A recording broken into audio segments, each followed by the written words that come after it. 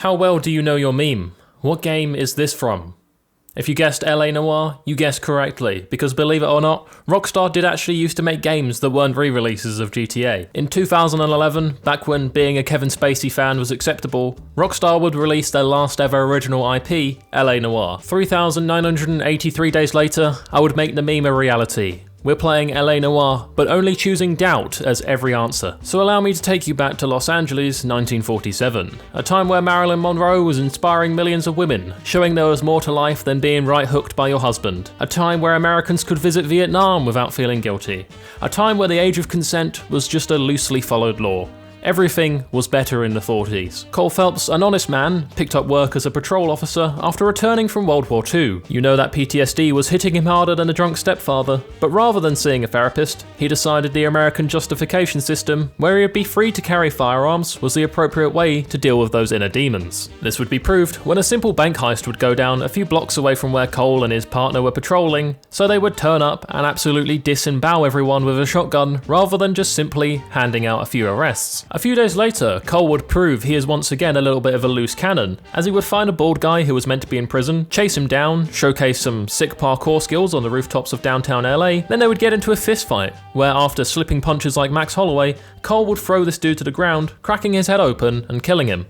This just goes to show, American police officers in the 40s were really allowed to abuse that power of theirs. It's a good thing that now in the modern age, this has totally changed, and now you only lose your job or face punishment for abusing your power if you're caught on camera, the footage is uploaded to Twitter, and the entire world protests about it. Leave a like to show your support on how much the American justification system has truly changed over the years. Anyway, a few weeks later was when things would really change for Cole, as he would be the first to arrive on a murder scene, so that means it was his job to conduct the investigation. Rather than just standing on the sidelines, he got to do the important jobs, the exciting jobs, like mounting the dead body cowgirl style and touching up his cold face to determine a cause of death. It's a good thing I'm actually really good at reading subtle body language, and I can tell you that this guy has indeed lost a lot of blood. Done with the body, we take a look around the area, and about 20 feet away in a bin, there's a gun that's been dumped, which was more than likely used in the murder.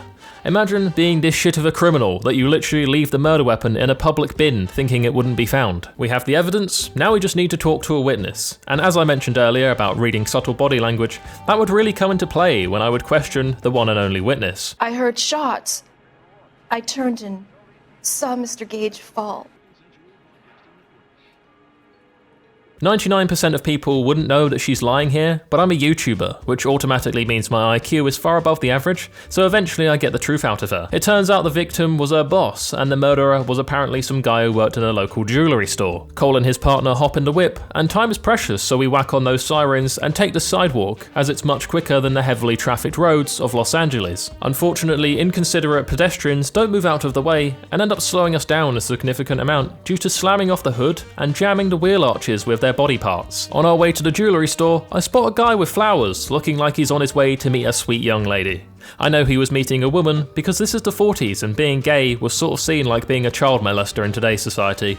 Only acceptable if you're famous and keep it on the down low. Anyway, after doing some calculations, I worked out there's about a 0.3% chance that he was taking those flowers to see my wife, who could have possibly been cheating on me while I put in a hard day's shift. That's just a risk I'm not willing to take, so I assert my dominance by pushing him over multiple times and stepping on his flowers. We would later arrive at the jewellery store looking for a man by the name of Mr. Løw. We go to the front desk and ask if he's around, and old matey is like, yeah, he's out the back, let me just grab him for you, but just books it out of the jewellery store because he is Mr. Løw. Cole, with his incredible cardiovascular endurance due to his last name being Phelps, would catch up to Mr. Løw and shoot multiple rounds into his lower back, but fail the mission because the suspect was injured. My bad, I guess I didn't realise there was any kind of rules against discharging these firearms in public if you're a police officer. We set out to catch him again, and this time I make him surrender by shooting in the air, which is just as inconsiderate as what I did last time.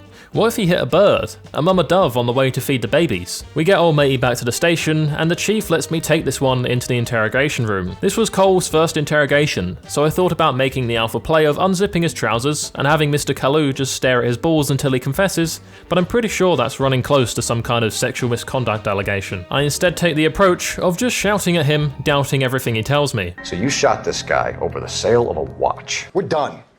Unless you want to keep making a schmuck of yourself. Get back in there and raise some lumps, boy! I need a confession! Now with completely whittled down self-esteem, we go again. Round 2. So you shot this guy over the sale of a watch. We're done. We really got nothing from all these attempts, so I would just write in the official report, Mr. Kalu had no bitches, plus L, plus ratio, plus you fell off, plus guilty of murder. The chief of police, seeing from that report I was an intellectual, decided to give us a promotion. I guess the LAPD desperately needed detectives more than the average Haitian needed body fat. I'm allowed to make that joke because I am actually clinically underweight. I only ever joke about things I'm personally involved in or connected to. So not only did this promotion come with a tasty pay rise, but now I also get to wear a tasteful fedora to work, so that puts an extra spring in the step. I also now have a trusty partner who goes by the name of Ralph. He, however, doesn't approve of my methods of getting us free hot dogs for lunch. Wow, I extend the olive branch with a nice effort to get us some lunch, but apparently crippling a working class man in the process is unethical, and Ralph is reporting me back to human resources. Sorry, didn't realise my partner was such a bitch, but you're fun at parties, Ralph. Anyway, our first case together is investigating an abandoned car on bricks in the middle of a small neighbourhood.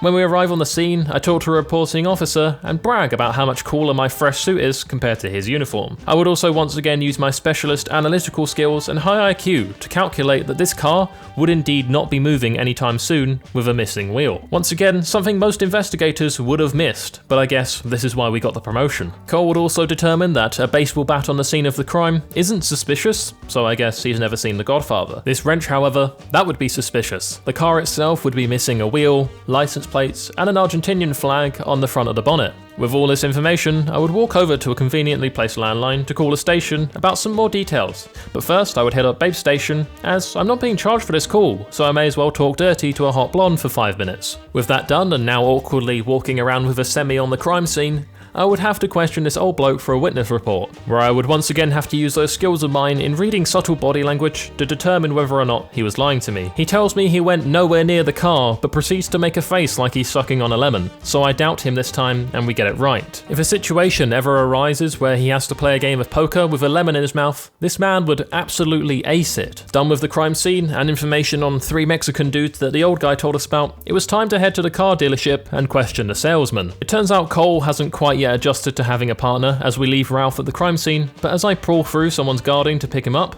I accidentally enter the crime scene with my vehicle and fail the case. Second time round I wouldn't fail the case, but it would go just as badly if not worse. Firstly, getting our police car stuck on a pile of metal sheets, leaving it suspended in the air. With no time to waste, I take the pickup truck nearby, but once again, when attempting to take a shortcut, I would get that stuck hard on a stepmom in an adult video. We'd be forced to take a parked car with the owner inside paying for fuel, because when you're in the LAPD, there's no such thing as stealing. Eventually, after more car changes than a confused drag queen has outfit changes on a night out, we would make it to the car dealership, where the car salesman would wear a cheap suit, a thick load of cologne, and spoke with an Italian-American accent, so you know he was being completely honest about everything he said to us. I also shout at him a little bit. What are you hiding, Dewey? Spill it! You don't want the LAPD getting too interested in this place. And get a name. Gabriel Delgato. We make our way to Gabriel's gaff and take a car from the dealership as courtesy for our time. Nah, just kidding. I told boss I was taking it for a test drive. Remember, test drives are for cars, not your feelings. Don't ever let someone test drive you, then park your emotions back at the dealership when they're done.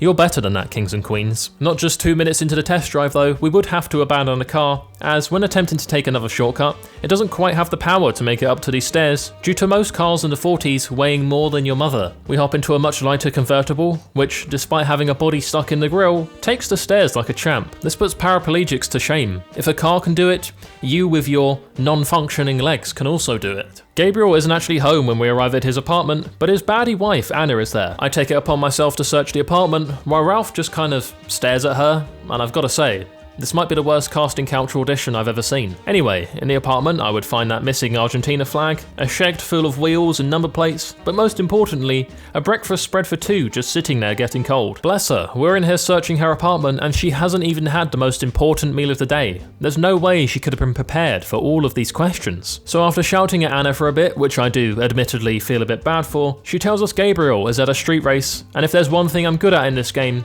it's driving. What can I say? I'm just a multi-talented guy. I have a high IQ, incredible driving skills, slick fashion sense, and an underlying gambling addiction that caused loan sharks to kidnap my little brother and tear the family apart. I'm just blessed to be here. I catch up to the street race, and everybody here is Hispanic, so I attempt to blend in with the rest of the boys by blasting Despacito at full volume, slightly having my arm out of the undone window, and wearing a bandana as a headband. Unfortunately though, this attempt doesn't work and they suss us as police officers, and Gabriel, in the red car with the comically large wheels, would attempt to escape. We would chase Gabriel into the LA River, and this is like Fast and Furious, only with less steroids and a bigger average penis size. My partner Ralph would proceed to literally front seat me so hard, telling me everything I'm doing wrong by not catching him while sitting there twiddling his thumbs. I feel like I was back with my ex. Gabriel would eventually write himself off after absolutely casing a jump out of the river, folding his front wheels in half. All I had to do was step out of the car and arrest him, and then we could take all the credit for bringing him in. 10 out of 10 police work. I'd really appreciate a like if you enjoyed the video, it does genuinely really help me out a lot, and also subscribing if you are new around here or you find yourself coming back here a lot and you enjoy the content. A big thank you as always to those of you who clicked the join button and become a member of the channel, it really does mean a lot, and I will see you all in the next one. Bye bye. I just want to give a massive shout out to my motherload Voiy Boys and above, Björn van den Hatter, TheGamerTeg, ZYFin Productions. Thank you guys for your support.